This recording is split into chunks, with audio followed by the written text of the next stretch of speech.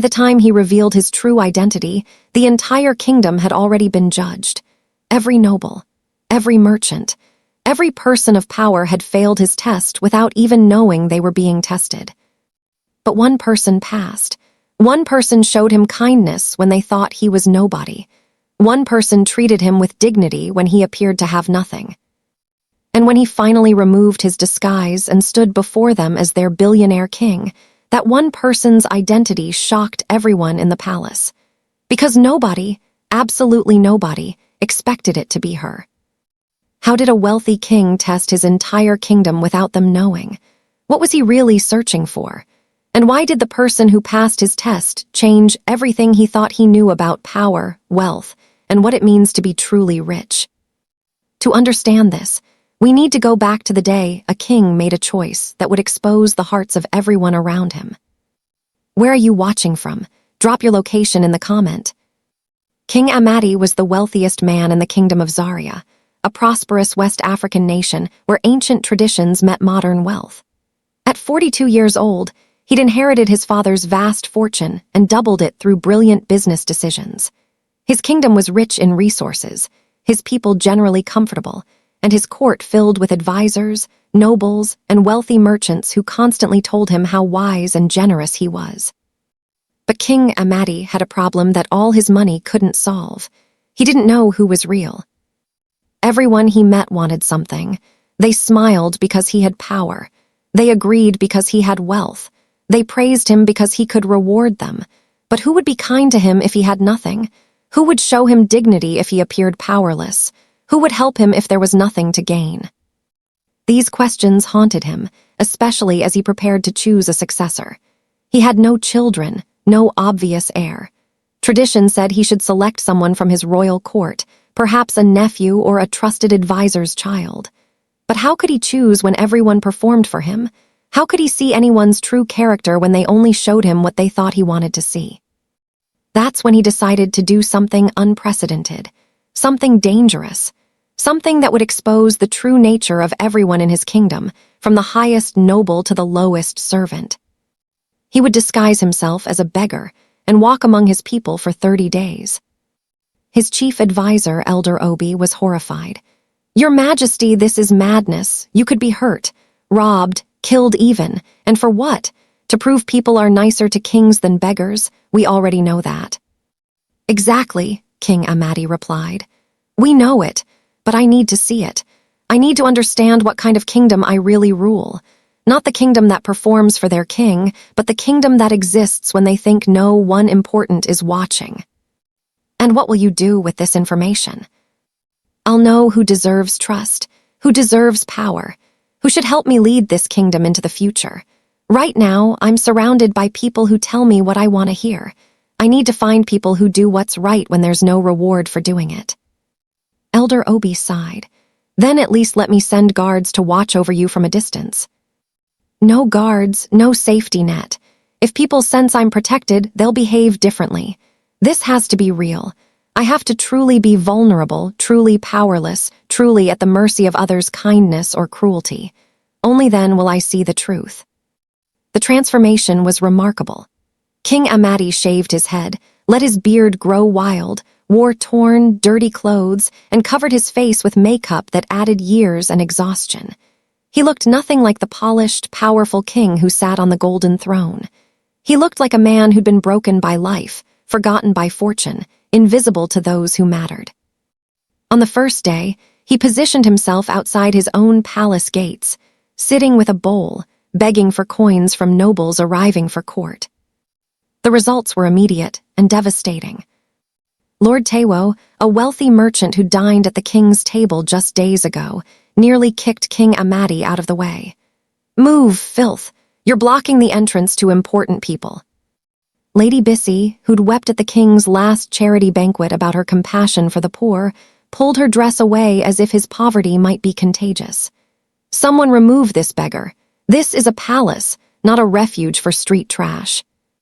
Minister Chen, who advised the king on welfare policies, literally stepped over him without a glance, talking on his phone about a lunch reservation. For 3 hours, dozens of wealthy, powerful people passed.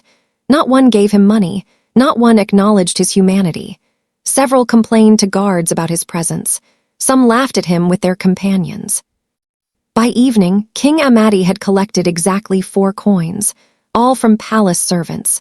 The lowest-paid workers had shared what little they had. The wealthy had shared nothing. The pattern continued for days. He begged outside the grand market where merchants sold luxury goods. The wealthy shoppers ignored him or told him to get a job. A few threw insults.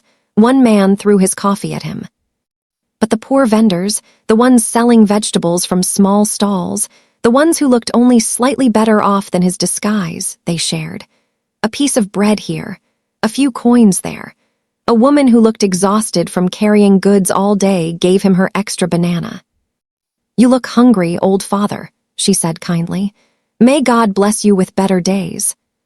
King Amati was learning a painful lesson. The people who had little shared freely. The people who had much shared nothing. By the second week, he'd expanded his test.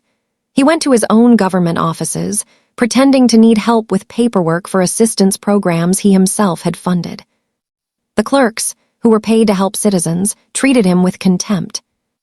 "Can you even read?" one sneered. "Why should we waste time on someone like you?"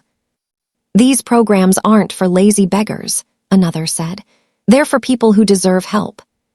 Programs he'd created to help people like the person he was pretending to be, managed by people who clearly believed the poor were beneath their attention. He went to hospitals and was told to wait, for hours, days, while wealthy patients were rushed through. His illnesses were dismissed, his concerns ignored. He was treated as if being poor made him less deserving of care, less worthy of time, less human. He went to churches and was asked to leave before service, told his appearance was inappropriate for worship.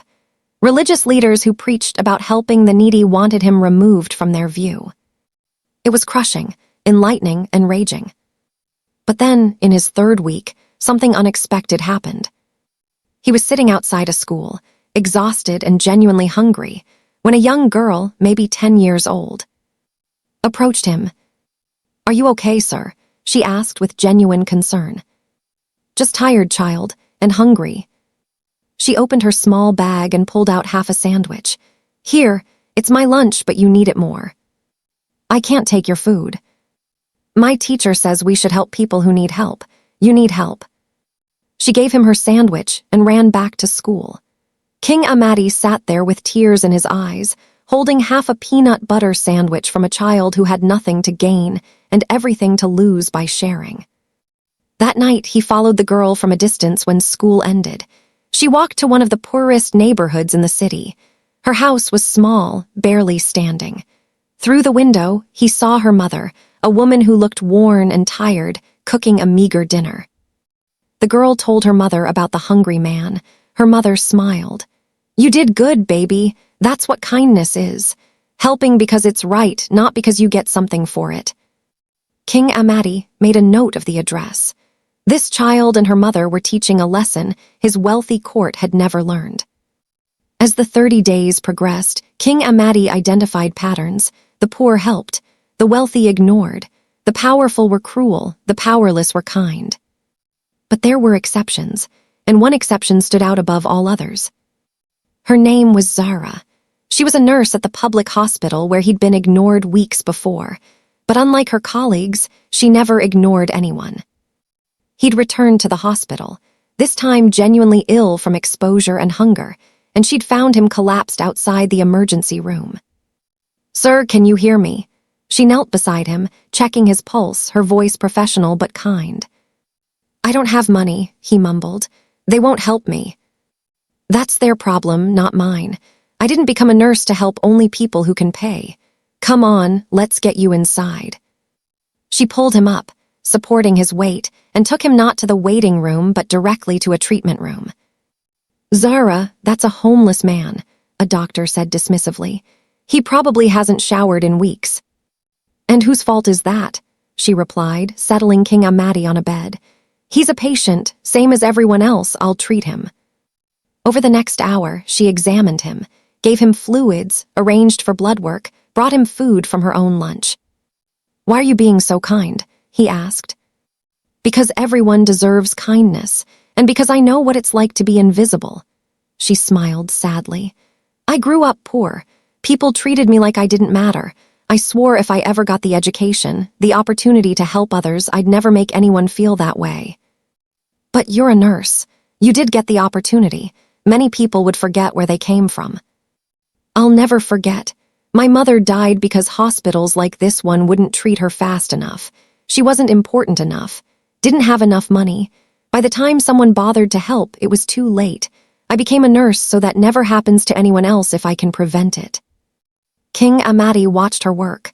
She treated him with the same care, the same attention, the same dignity she gave to the wealthy patients. No, actually, she gave him more, because she knew he needed it more. Over the following days, as he recovered in the hospital's charity ward, he saw her interact with everyone. She was kind to all patients, but especially attentive to the poor, the forgotten, the ignored. She advocated for them with doctors. She shared her lunch. She held hands of dying patients who had no family. She worked double shifts without complaint. And she did it all for a nurse's modest salary, which, he discovered, she largely gave away to help patients pay for medications they couldn't afford. "Don't you want more for yourself?" he asked one day. "You work so hard, you deserve better." "Better than what? I have enough. My mother used to say, 'You're only as rich as the good you do.' By that measure, I'm wealthy enough." The 30 days ended. King Amati had seen enough. He'd been ignored by hundreds of wealthy and powerful people. He'd been helped by dozens of poor and powerless people. And he'd found in Zara something rare, someone with enough power to help who chose to use it selflessly, not for recognition or reward, but because it was right. He returned to the palace, cleaned up, resumed his throne, and called an emergency meeting of his entire court. Every noble, advisor, merchant, and official who'd passed him on the street was present. They had no idea why they'd been summoned. King Amati stood before them, looking regal and powerful once more. "For the past 30 days, he announced, "I have walked among you disguised as a beggar. I sat outside these very palace gates. I went to your businesses, your hospitals, your places of worship, and I learned more about my kingdom in those 30 days than in all the years of your reports and advice." The room went silent, then panic set in as people started remembering. That beggar outside the palace, the one they'd ignored, kicked, insulted. "Your Majesty," Lord Tewa stammered, "if we'd known." "Exactly," King Amati's voice boomed. "If you'd known I was king, you would have helped. You would have been kind. You would have been compassionate. But because you thought I was nobody, you showed me who you really are, and what I saw disgusted me." He pulled out a list. "Lord Tewo, you nearly kicked me. Lady Bissy, you called me trash. Minister Chen, you stepped over me like I was garbage. And these are the people I trust to help me lead, to advise me on treating my citizens fairly. You've all failed a test you didn't know you were taking." "But Your Majesty," Lady Bissy said desperately, "there are so many beggars, we can't help them all, we thought." "You thought they didn't matter because they couldn't benefit you? That's the problem." He turned to his guards. "Remove them, all of them, stripped of titles, stripped of advisory positions, effective immediately." As guards escorted the shocked nobles out, King Amati made his next announcement. "I'm implementing new laws. Every official, every person in a position of power will spend 1 month a year working in service to the poorest citizens. Not directing, not advising, actually serving, working in hospitals, schools, food banks. Maybe then you'll remember that poor people are still people." "But who will advise you now?" Elder Obi asked quietly. "You've dismissed your entire court." "I'm rebuilding it, with people who have already proven themselves. People who showed kindness when there was no reward for it. People who helped me when they thought I was nobody." Over the next weeks, King Amati sought out every person who'd helped him during his disguise. The vegetable seller became his minister of commerce. The woman who'd shared her banana was put in charge of food security. The servant who'd given him coins became his personal advisor. And Zara, the nurse who treated him with dignity when others wouldn't, received the biggest surprise. He arrived at the hospital with a royal escort. "Zara, I need to speak with you." She looked panicked. Your Majesty, I don't know what I've done, but you saved my life. About 3 weeks ago, you treated a homeless man everyone else ignored. You gave him your lunch. You advocated for him when others wanted to turn him away. Her face paled as realization hit. That was you. That was me, and you treated me better than anyone in my entire court has ever treated me. You showed me what real leadership looks like, what real compassion looks like, what it means to have power and use it to serve rather than to elevate yourself. I was just doing my job. No, you were doing far more than your job required. Your job was to treat patients. You chose to treat them with dignity, to fight for them, to sacrifice your own comfort for theirs. That's not duty. That's character. He pulled out an official document. I'm offering you a position, head of Royal Healthcare. You'll oversee every hospital, every clinic, every healthcare worker in the kingdom. You'll make sure no one is ever treated the way you saw me treated. No one will be ignored because they're poor. No one will die because they're not important enough. Zara stared at the document, tears in her eyes. Your Majesty, I'm honored, but I'm just a nurse. I don't have experience running. You have something more valuable than experience. You have empathy. You understand what it means to be powerless. And you've proven you'll use power to help others, not yourself. That's exactly who I need. But the nobles, the educated advisors, they'll never accept a common nurse. The nobles I dismissed for failing to be human, I don't care what they accept. I care about building a kingdom where kindness matters more than titles, where character matters more than wealth. You've already proven you have both. Say yes. She looked at the document, then at the king, then back at the document. On one condition, I want the power to train every healthcare worker in empathy, to make sure every patient, rich or poor, is treated with dignity. Done. What else? I want part of the royal budget directed to free clinics in poor neighborhoods, places where people can get help without humiliation. Done. Anything else? She smiled. I want to keep working shifts in the hospital, even as an administrator.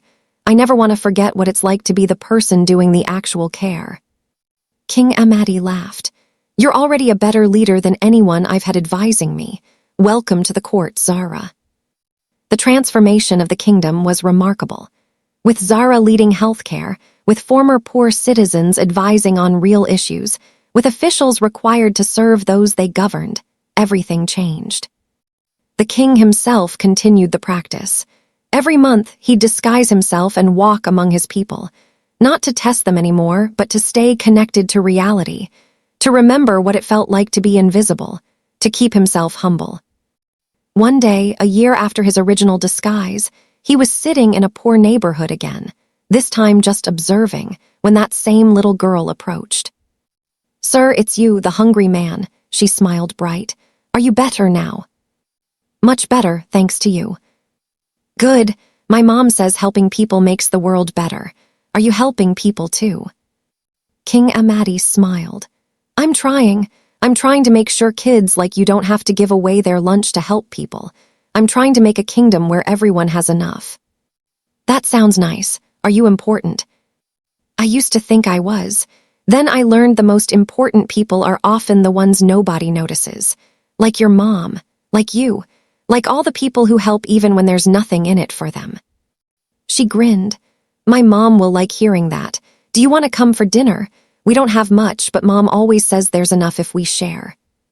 He wanted to say yes, to tell her who he was, to reward her and her mother with wealth beyond their dreams, but he also knew that would ruin the lesson. They were kind not because he was powerful, but because kindness was who they were. Thank you, but I have somewhere to be. But I promise you this, your mother is right. Sharing makes enough become plenty. And I'm going to make sure your kindness is honored in this kingdom, even if you never know how.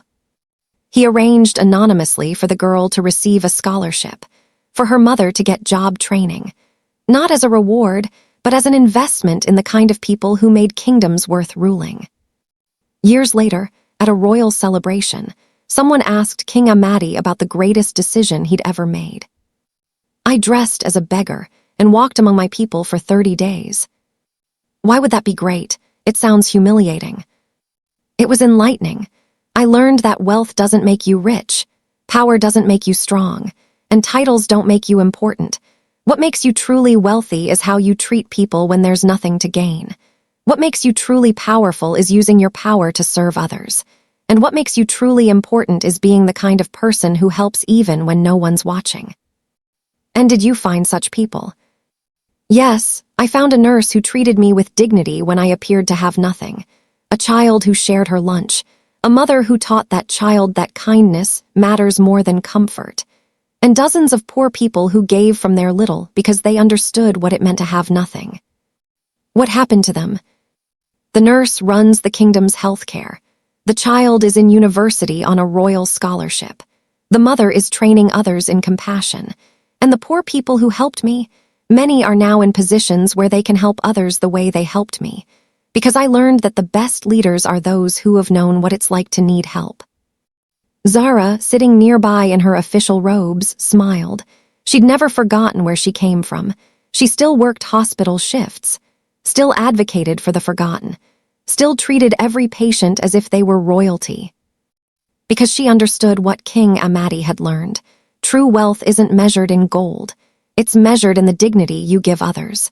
True power isn't in the control you have. It's in the service you provide. And true royalty isn't about being born into privilege. It's about using whatever privilege you have to lift others up. If this story moved you, hit that like button and share it. Because this tale teaches us that character is revealed when there's nothing to gain from being good. That the poor often have more generosity than the wealthy because they understand need. That power should be used to serve, not to elevate yourself. And that sometimes, the person who passes life's test is the one nobody expected, because they were being good even when they thought no one important was watching. Subscribe to Reality Folktales for more stories about what it truly means to be wealthy, powerful, and worthy of respect. And remember, how you treat people when you think they're nobody tells you everything about who you really are. Be the person who passes the test, even when you don't know you're being tested.